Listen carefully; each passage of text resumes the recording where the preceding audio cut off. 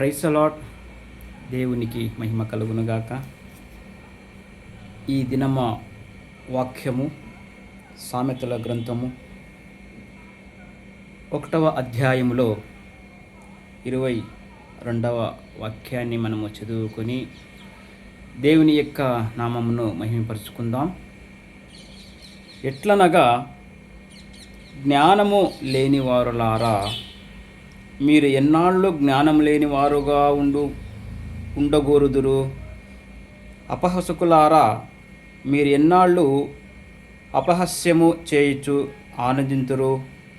బుద్ధిహీనులారా, మీరు ఎన్నాళ్ళు జ్ఞానమును అహస్యించుకొందురు?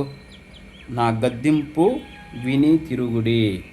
ప్రియ దేవుని సంగమ, ఈ యొక్క వాక్యము సెలవిస్తున్నది,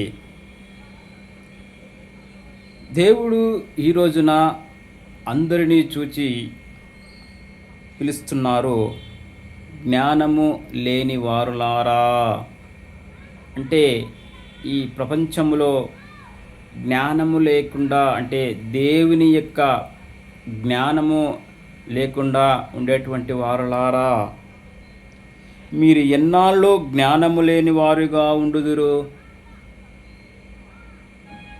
అపహసకులారా, మీరు ఎన్నాళ్ళు అపస్యము చేయుచు ఆనందిస్తూ ఉంటారు? అంటే దేవునికి విరోధముగా, జనాలకు విరోధముగా, క్రీస్తుకు విరోధముగా ఎన్నాళ్ళు మీరు జీవించుచుందురు?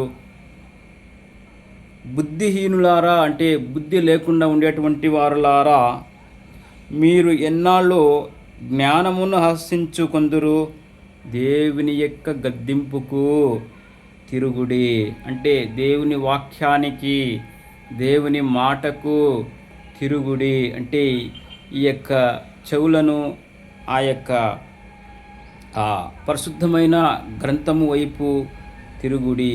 మన కన్నులు దేవుని యొక్క పార్వకు తిరుగునుగాక. ఈ యొక్క ఉదయకాల సమయమును కూడా దేవుని వాక్యము సెలవుస్తున్నది, మనము ఈ భూమిపైన జీవించేది అయితే దేవుని మాటకు లోబడాలి, దేవుని గద్దింపుకు మనము లోబడాలి, దేవుని వాక్యానికి మనము లోబడాలి.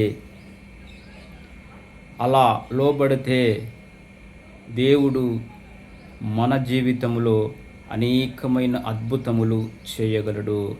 దేవునికి మహిమ కలుగునుగాక. Praise the Lord. God bless you.